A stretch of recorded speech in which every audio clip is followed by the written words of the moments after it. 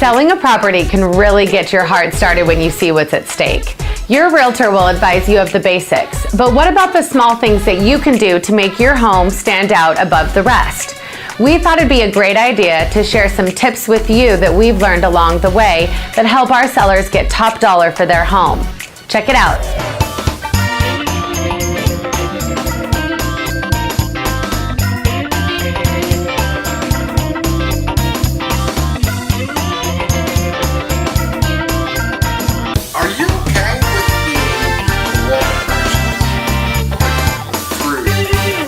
Pictures and yeah, calendars and yeah, to some degree, yeah, because if you go through model homes, which is where they do professional staging, they've always got something little like that to show. Look, you can put something on top of this shelf. Okay, I like the flowers up front, but let's do away with the lace and the 2-inch blinds works.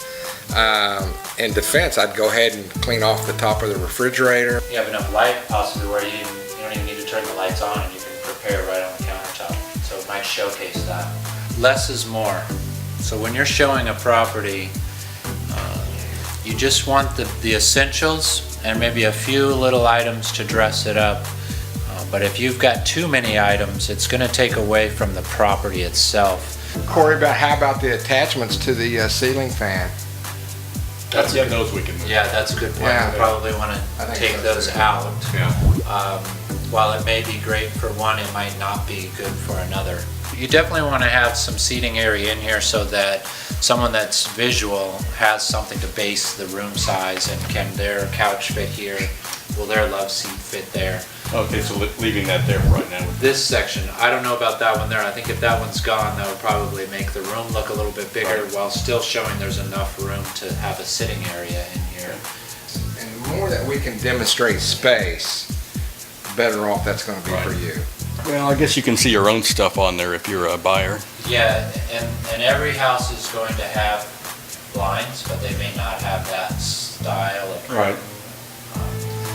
So by having that out of sight, it'll just lend itself more to No, I agree. a more neutral stance. You'll want to have something there.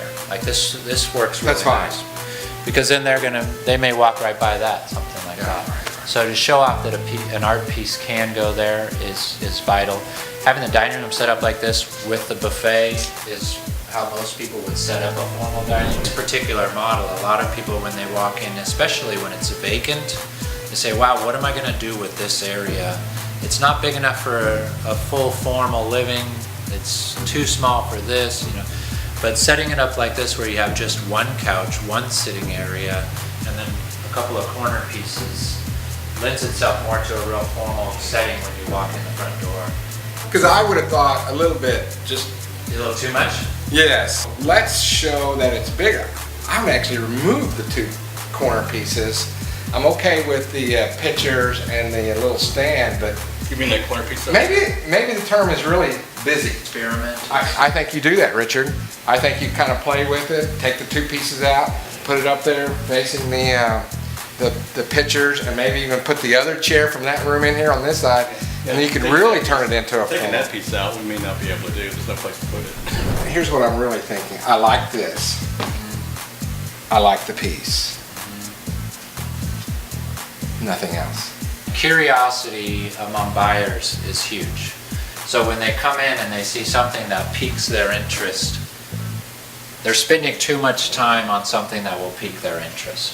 They need to be concentrating on, will this home work for me and my family? First thing they're going to see walking into this house is this right here. Right. I mean, the door opens that way, it lends itself right to that.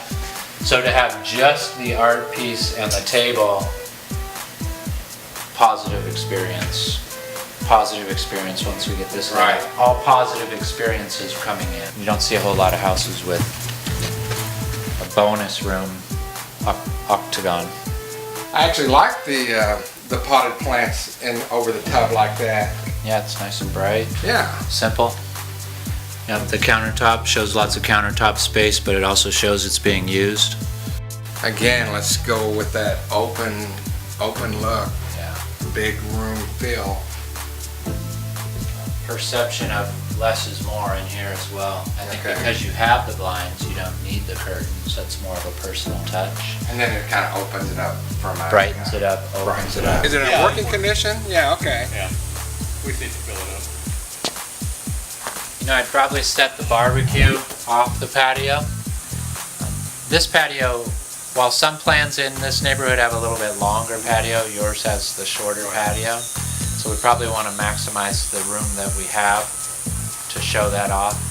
By moving that off, moving that out, maybe just setting that a little bit towards this side. Toward the end, yeah.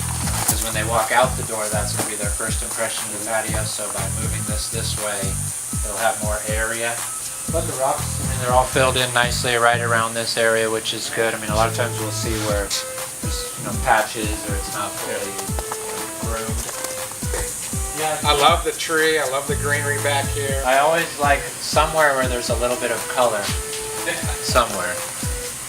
Grass looks like it's in good shape. Pool will be cleaned. It's so difficult to keep color during the middle of the summer when it's so hot. Well, I think you had mentioned some plants Yeah. over there, or at least one on each side. Yeah, I think to have them, because we're going to repaint the front door. So we're going to have that fresh, looking really fresh, which is going to be the main focal point of anyone walking up. Maybe have a vanilla or a jasmine, a positive smell. But I think you're right. I think all we need to do is put some color up in the front entryway, fill in the planters, and